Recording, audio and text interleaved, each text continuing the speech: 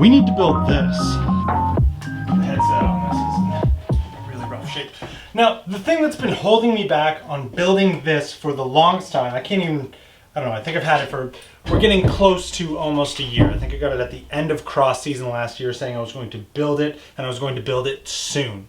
I've not done that. It's been sitting in the background. It hasn't been doing anything because I've been wanting to do it right. I've been wanting to get a good set of wheels for it. I've been wanting to get a drivetrain. I've been wanting to get a crankset. I've been wanting to get this. I've been wanting to get that. I've been wanting to make sure that the stem, the seat post, and the handlebars are all a matching set. I've been wanting to spend, in my head, like, I don't know, just this unfathomable amount of money. Just stupid. Stupid things that keep you from building something that you could be riding immediately. Unfortunately, having to cannibalize a couple of the bikes that have been hanging out in here. But I'm tired of using that crippling excuse of wanting to do it right. So I'm using everything I have to put this together just to ride it. Now, first things first was to deal with this headset, which thankfully, in the years that I've owned Specialized Cruxes, well, one, I've got like 3 spare headsets. So the headset problem is not an issue.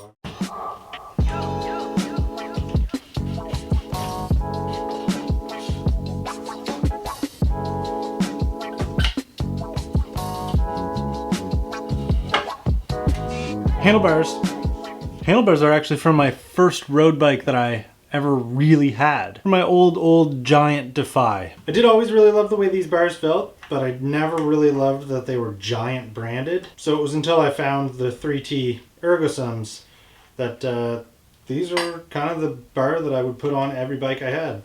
I really like the extra real estate that they have here, like I'm always raving about with the Ergosums. You know, the reach here is not bad, and I like the width, so for this project, they'll have to work. I'm sort of begrudgingly going with SRAM Rival 11-speed hydraulic disc, graciously donated by my Schwinn Vantage RX-1. There's actually 10-speed versions of these. That's what I would far prefer use because I don't really have any 11-speed wheel sets that are quick release that could go on this, and 11-speed chains just wear out so fast, and cyclocross wears out chains really fast. So it's like, you know, you just look at your 11-speed chain wrong, and it turns out you need a new one.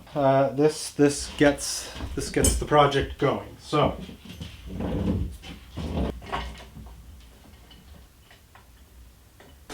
unanticipated problems. I don't work in a bike shop anymore, so I can't solve them immediately. Small delay. Next time we work on this will probably be in a few weeks, but here's where we're at. 160 mil rotors are too big for this frame's design. So what needs to be had, because this is not sitting in the dropout the way it's supposed to, and we're running into the top of the caliper here, as you can see. This frame set's designed for 140 millimeter rotors. Not the end of the world, not really an expensive problem either, just definitely a showstopper for tonight. So we'll look at it on the ground anyway, at least.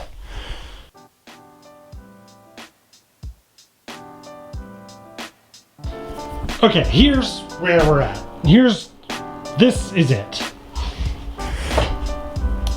Probably 2 months ago, I started building this. I don't think I've shaved since then. I can't remember. However, I did start editing the video, but I didn't want to finish the video until this was done.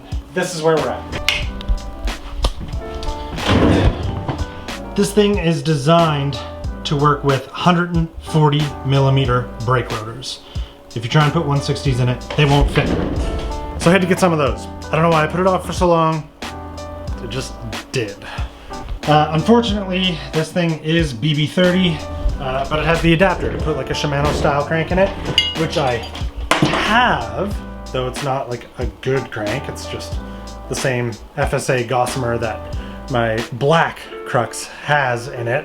I didn't want to use this because I was like, I should have something nicer. I think the biggest thing is that I needed a chainring, and I wanted to get a new crankset with a chainring. Anyway, today I got over all those problems. Which of course it always does take a little bit of time to get over these things that you're wanting to do right. And I went and bought a new Wolf Tooth 40 tooth narrow wide chainring. I tend to like to ride a bigger chainring than this, 240 millimeter rotors. These are $14. That is like hilariously reasonable. Whatever. This gets me on the road. The last piece that you can see that is not on the bike right now, that is about to be stolen from another bike in the fleet. Well, that's the rear derailleur. The Poseidon has the rear derailleur that I need to steal.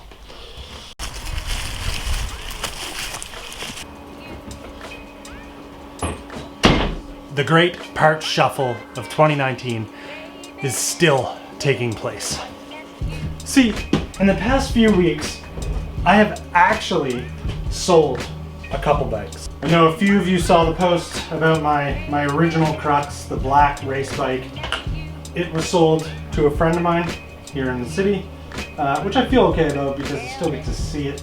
But putting it together, I made sure that I wanted to keep some of my really expensive and really unobtainable for me to get again parts. So I had to move some stuff around from one bike to another, as well as the fake TT bike. I built it back up as a regular road bike and sold it off to another friend of mine. And plan-wise for the Poseidon, it will go back to being a double with like a really wide range cassette. After all, it is a gravel bike. Let's gear it like one. But we're not doing that today. Okay, some other Tinker Tuesday we'll do that. Before the winter is here.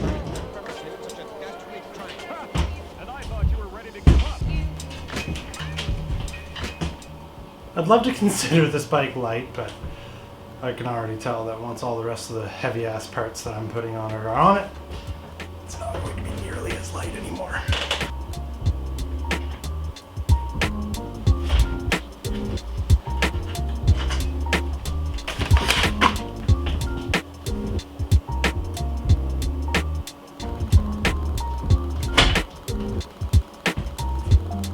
Brakes! That means I can start having people over again without the fear of them looking at this because it's so pretty. It's red, of course you want to touch it. And pulling a brake without there being a rotor in it.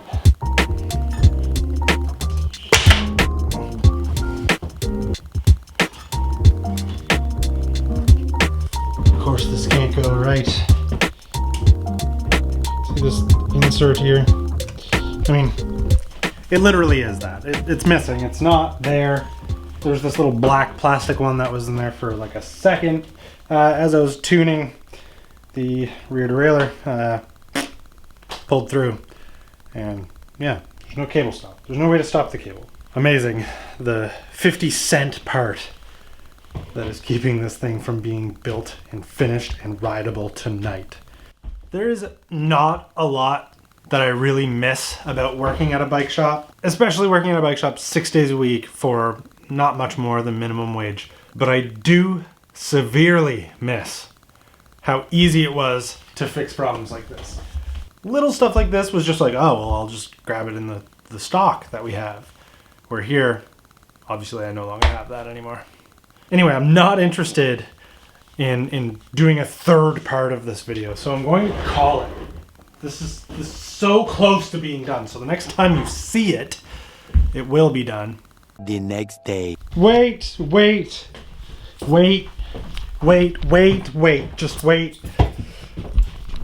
Okay, with the inspiration of Matt, who works at Blacksmith on Instagram, after I posted that this bike wasn't quite done yet, and Norton wanting to come out and hang out in the shed, I fixed the problem with the cable stop by just using full cable housing. I didn't want to, because it adds more friction than I prefer use, especially for the crap cables that I constantly use on every build I do.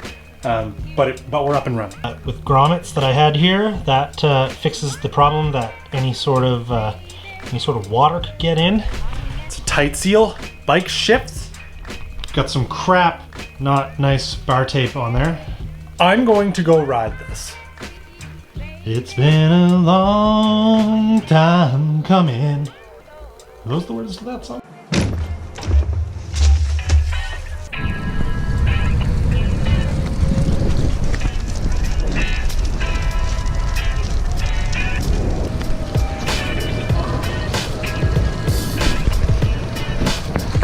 it's a little early for me to tell if I really love this thing or not yet, but it seems like Norton's having a good time.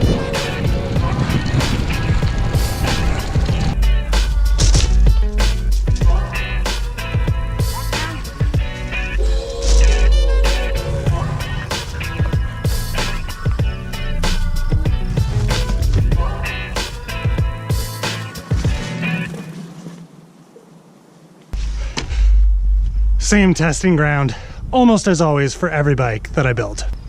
I mean, it should pretty well go without saying that of course I like this thing. It's basically just a disc and carbon version of the bike I've been racing for the last 4 years. 5? I mean, I guess it has the possibility of being a lighter bike. It's not right now because I don't have particularly nice wheels on it. The crankset's heavy, old. But that doesn't really matter. The biggest benefit is just the fact that I do now have disc brakes. Otherwise, you know, obviously I'm happy with what I've got. It's a significantly cooler looking bike, not to mention I've always wanted to have a red bike, and for some reason I've never done it. Red is fast. So come on.